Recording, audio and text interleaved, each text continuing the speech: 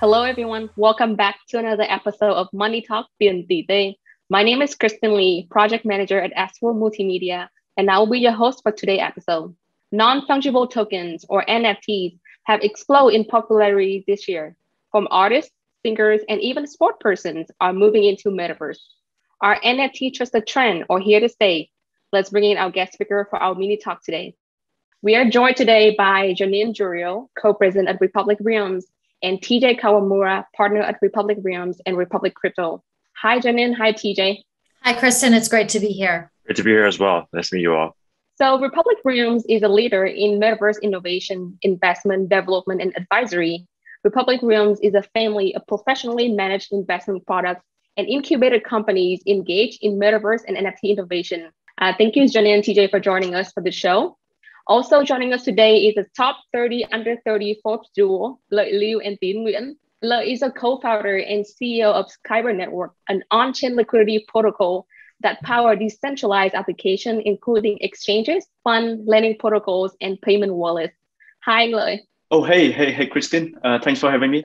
And Tiến is the CEO of Chung, a real estate firm in Vietnam with award-winning developments. Together, they are part of the founding team at Cypher, a new blockchain-based game that just hit the market in August. Hello, Tiến.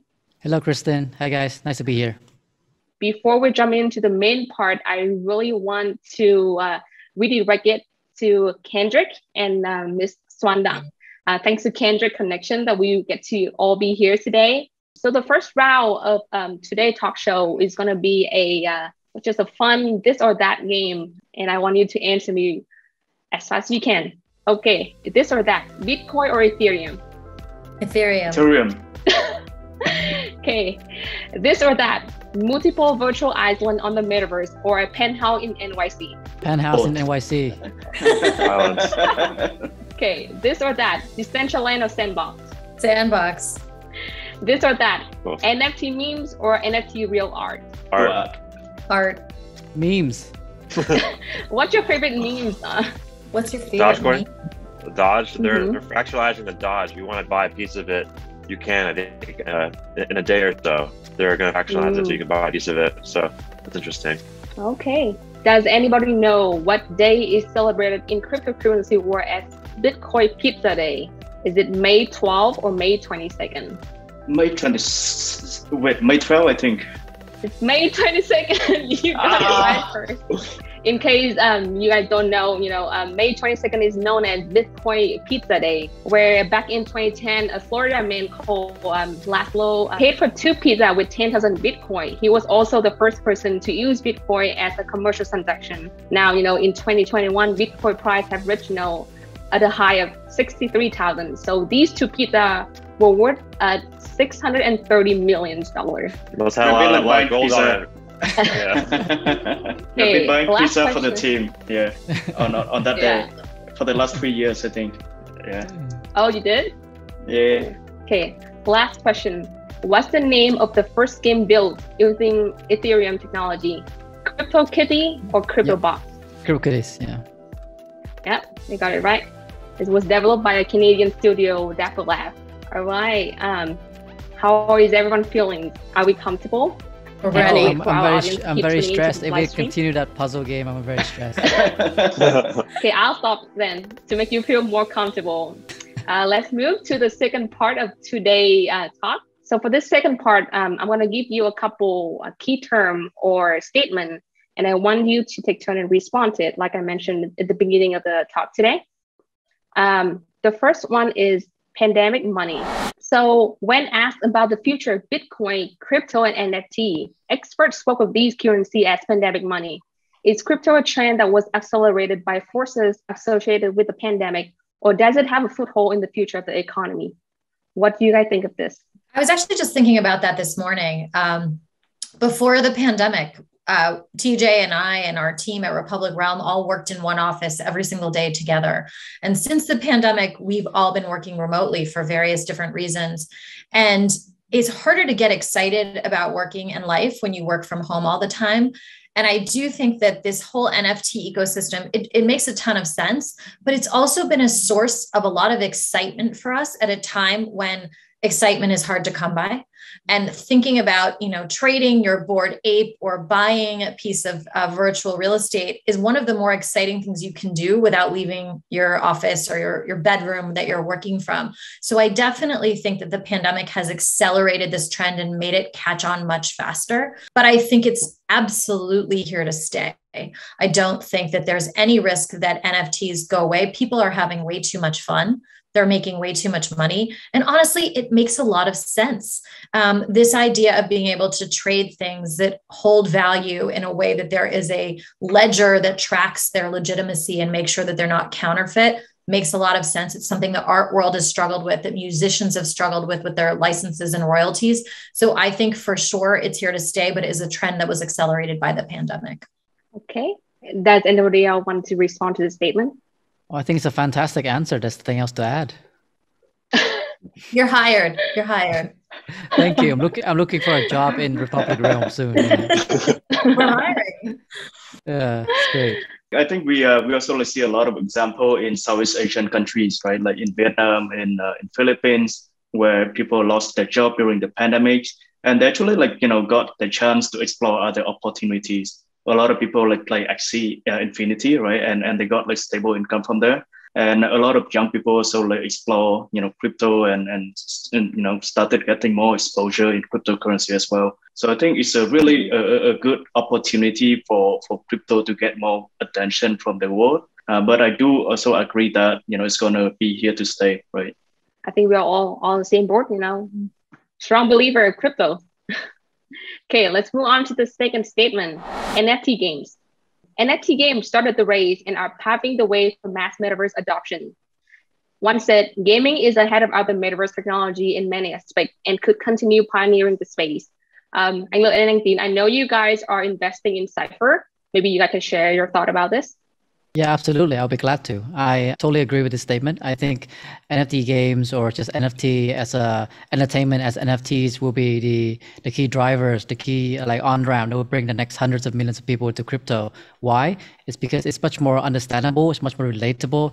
It's something that people are very used to, such as Pokemon cards or, baseball cards. We're so used to that kind of thing. So when you have a similar concept in crypto, in blockchain, it just makes much more sense. And people feel like they're actually buying something of worth that they can actually hold on. And, not only is a store of value for them, and both sentimentally and also financially, but also something that they really, really like, instead of just another token that will just, hopefully go up in value, and they have no understanding of the underlying technology. So, to make a long short, I totally believe in that statement. I think, and this is why we're here. This is why we're building Cypher, because like I said, gaming and entertainment will bring the next hundreds of millions of people into crypto.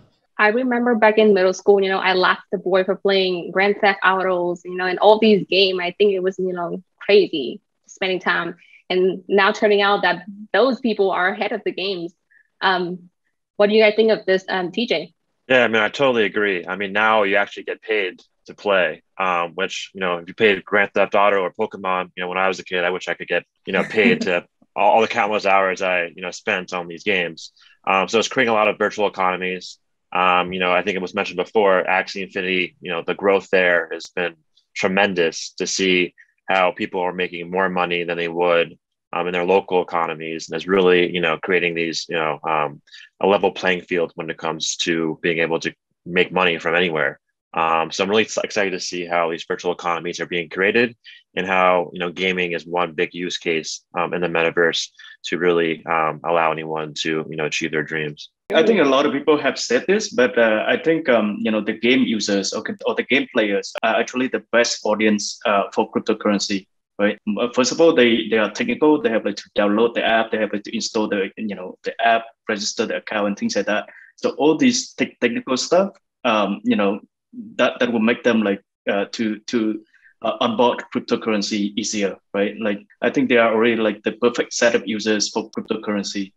And I think, the game industry already exists before cryptocurrency. With, public blockchain and cryptocurrency, it's just make the industry much, much bigger. I think a couple of examples why blockchain can help the gaming industry to do that, what they cannot do without blockchain, right? For example, if you look at Axie and a couple of play to earn games, Like just imagine they have to make the proceed the payment for like 500,000 of users every day, and every one of them getting something like 5 to 10 US dollars, right? I think you can't do that with like PayPal or any like payment processors. But with like public blockchain and the users, they can like claim the payment anytime, and 500,000 of user or half a million of payments every day is nothing, right? So I think that's something that is made possible due to public blockchain infrastructure that we have today. Well, this also brings us to the third statement that is very controversial. People have been saying that in order to NFT games to gain traction, they require thoughtful game theory and in-game economics. And some people think that it is not sustainable to have game where every player has the goal of extracting as much value as possible while contributing as little as possible. How did you go for defending this, Anglo and Tiền? I can take this one. It's quite simple, actually. It's not only for NFT gaming. It's the statement is true for any kind of crypto protocol, right? If you don't have a thoughtful, well-designed tokenomics, you actually burn your project to the ground, and Loy can attest to that, I'm sure. But bringing it back to game design, I agree with that statement. I think that's why game design, like a true good game on the blockchain, that is applying the tokenomics and crypto economic incentives, had to be really, really careful at what they do. There's a few case studies where recently there's some crypto native games who are pretty much like a web-based game that are just basically incentivize user too fast, right? And then after 2-3 months, and they're out of tokens. And the people who went there to play, they just play for the token, play for the financial gain. In the end, now the price, they have no more token, the price plummet, there's no more reward, people stop playing, and it's a big fiasco. So for me, as with any proper well-designed system, you must think about like, what is the point of entropy? Like, at what point will you not be able to incentivize people anymore? And what will you do? What are you going to do about it? And before you get to that point, what can you do to be able to extract value from the system that is being created, that you can then use it to basically keep rewarding people, so to create like a self-reinforcing loop that is positive and not a self-reinforcing loop that is negative. I hope that answered the question. So I think it's something we think about a lot at Republic Realm, because obviously it's very early in the metaverse and we want to deploy capital into the different metaverses, and there's a temptation to speculate.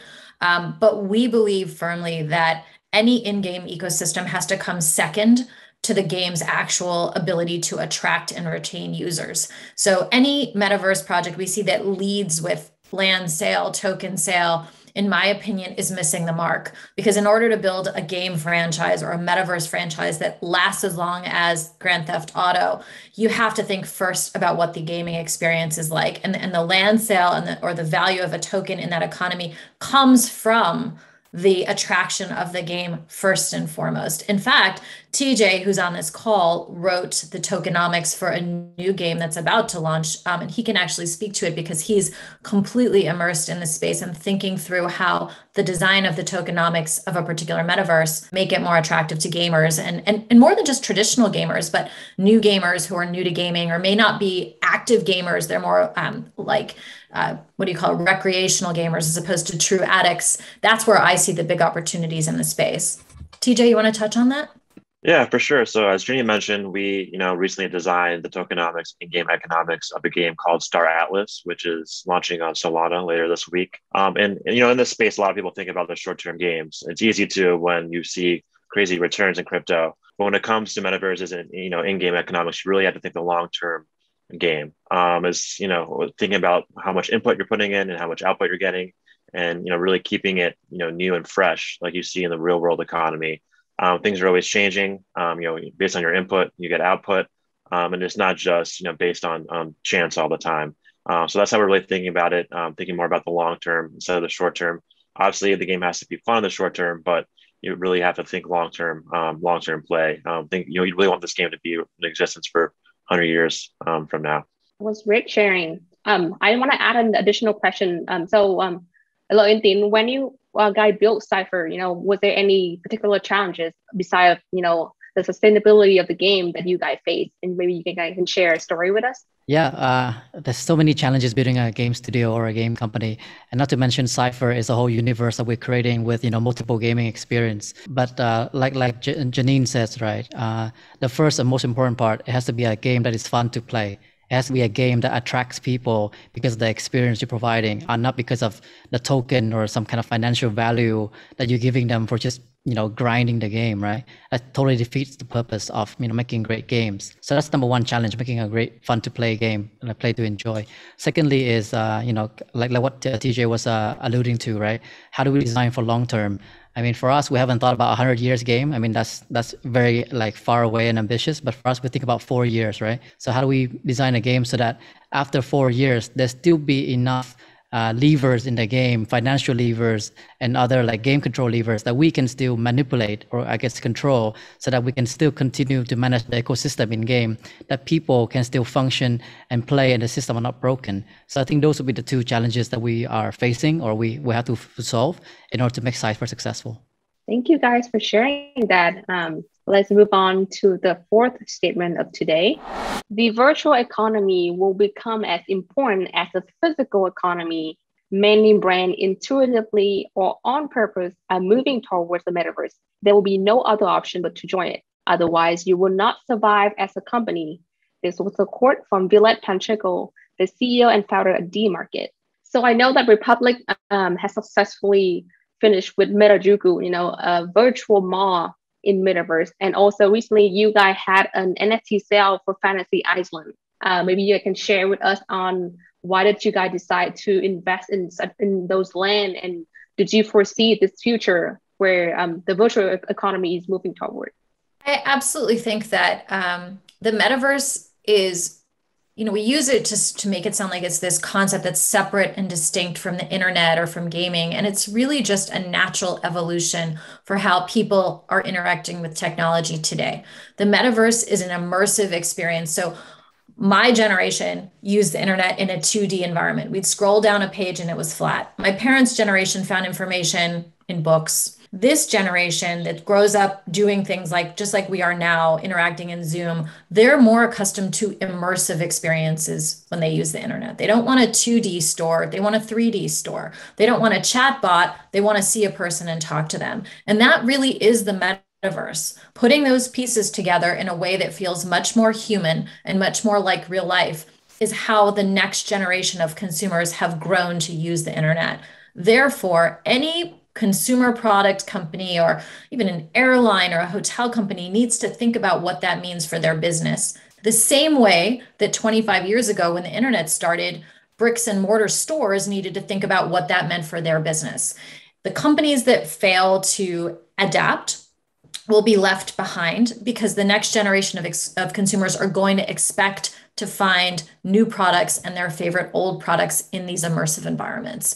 So for sure, we think this is the future. We built Metajuku into Decentraland basically as a test case. There are 2 stores in the mall. They both sell digital wearables. These are clothes that you can only wear online. You'll never get a box in the mail with these clothes in them. And we did that to see whether users responded. Now, the truth is, users are still very thin. There are not that many people that visit the metaverse every day. And so we're very early, but we're still very excited that this is where things are moving. And I have no doubt that in the very near future, people will be transacting in the metaverse on a regular basis. They will be buying things that they can only use in the metaverse. And that's why it's so exciting for us to be so early in this space and really building the building blocks for this entire economy. Yeah, I mean, adding on to that, I think the metaverse is a natural evolution of how things have been going. Your virtual identity has become an extension of your physical identity. We spend so much time on the internet, from shopping to socializing. So I think, the metaverse is a natural evolution to that, finding all these virtual economies to all these interactions, as Janine mentioned. So really excited to see where it goes next.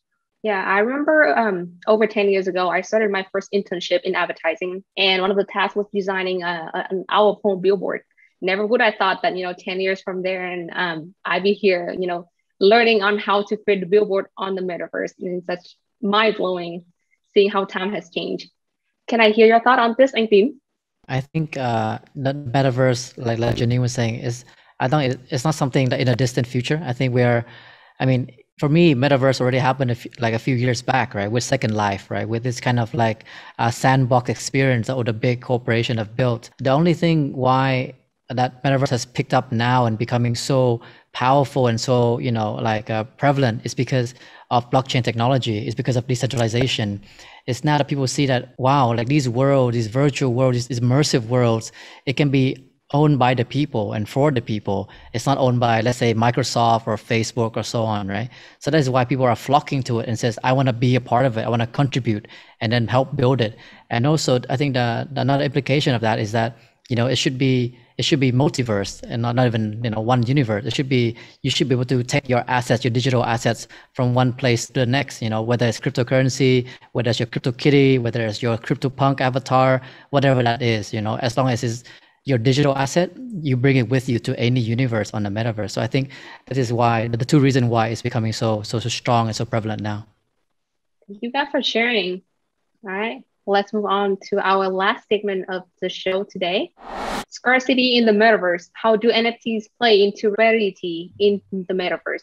How do we know that there is an element of scarcity in any of these Metaverses? Who's to say that the operator of the Metaverse can create more land and add it to the Metaverse? It was a quote from Melissa Lee, CNBC Fast Money host. I think you was on the interview with Melissa, right, Janine? Yeah, I think one of the reasons why people are comfortable investing such large dollar amounts in the metaverse when the metaverse is based on the blockchain is because there are some assurances of scarcity. You can see on the blockchain ledger for that particular metaverse exactly how much land has been minted and get an assurance that you're not buying this ever expanding supply. And so that's partly why, yes, there's been video game real estate in the past. All video games theoretically have real estate. Some video games have sold those assets either as advertising or as actual assets.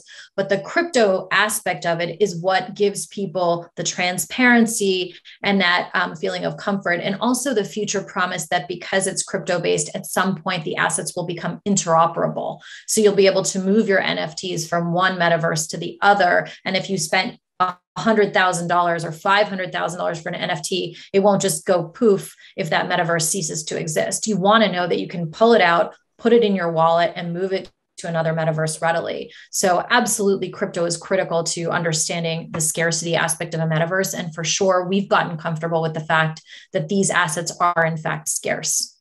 So unlike actual real estate, which are limited in real life, Metaverse operator can create an unlimited supply of real estate out of thin air, leaving players' virtual properties value at the mercy of the developers. I believe that these are, a concern for new investors into the Metaverse as well. What do you guys think of this? Today, actually on Twitter, someone was saying that, the community is everything, right? Regarding like any crypto and blockchain project. And I totally agree with that statement. I think the community are fundamentally your layer zero. I commented that. They're the foundation of everything, and that is trust, right? I think Vitalik Buterin, the founder of Ethereum, also mentioned that. Like, what makes Ethereum so powerful? Why cannot someone just fork Ethereum and make another chain and just make it better? Because it's the community, right? The people put trust in it, they put value in it, and blockchain helps validate it, right? But let's say if a virtual real estate developer, even though on a blockchain he said, I'm going to make only X amount of land, but then he went against his promise and then fork it and then make another, blockchain. So then the community will not support it. And then, so that will have no value. So ultimately, to me, blockchain as a technology is just a tool that help us as human to be, more trustless. We have a central ledger or a shared distributed ledger that we all can see the truth. But ultimately, it's still people with people. If we put value to it, it's valuable. If we no longer put value to it, it's no longer valuable. Yeah, like a good point there, in video games and even real life, they're all centralized organizations. And in the real world, someone could vote to change the zoning rights and build buildings higher, thus creating more supply. In the virtual world, the developer doesn't really have too much power later on because they, pass on the power to the community. So the community is there to keep the developer honest, make sure that, all the future developments are, in the proper manner for the community itself. So, adding more land probably wouldn't really benefit the community. So that probably wouldn't get passed.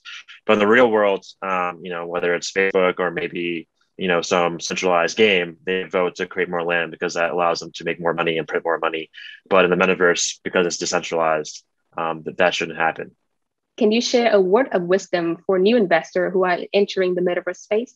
Any advice for new investors? I would encourage you to buy one NFT that's relatively low in price and start following through on their community on Discord or on Twitter. I think that's a great way to get your feet wet and to start understanding why the community aspect is so important, what makes it so much fun, and what drives value appreciation for these different NFT projects in the secondary market. Yeah, I totally agree about that. With NFTs, it's all about the community. The community is so embracing. So going on Discord, going on Twitter, just asking questions, really diving in, understanding the space. You'll learn a lot very quickly. The space changes by the minute. So sort of just dive head in first, got to know people in the community that have been, sharing their ideas and thoughts, and don't be afraid to make mistakes, and you'll learn really quickly in this space. Yeah, I think, investing in NFT is no different from investing in crypto, right? I think you have to, really do your own research and don't put the money that you cannot afford to lose, right? I think that's the famous saying that everyone, talk about when investing in crypto. Yeah, and I think for me, finally, to add on to Lai's point, I think an advice I got given was don't trust verify, right? Just even though you see the community saying A or some famous Twitter guy saying B, don't just buy B, right? Do your own research, go deep, check the different sources, check different point of view, and try to understand still the fundamental value of what you're buying. Like, are you buying a piece of art? Are you buying a JPEG? Are you buying a clone, a copy? Are you buying something that you can afford to lose because you're speculating? They all have different answers, and only you can answer what's best for you. I think I've got everything on the record. Well, don't hold us on the record, please. It's not financial advice. Yeah, not financial advice. Yeah. Do your own research. Right. Well, thank you all for such an insightful session and for taking time to join us at Minitalk today. Maybe in the future, the world metaverse will become an irreplaceable part in our lives, just like how the internet evolved in the last 25 years. If you haven't had a chance to explore this world metaverse, you may want to consider entering this week soon, and it is wide open with opportunities to accelerate your business or your investment portfolio. Thank you and see you soon. Thank you. Nice meeting you all. Thank you, Janine. All right. Thank you. Thank you, Bye. Thank you, guys. Take care.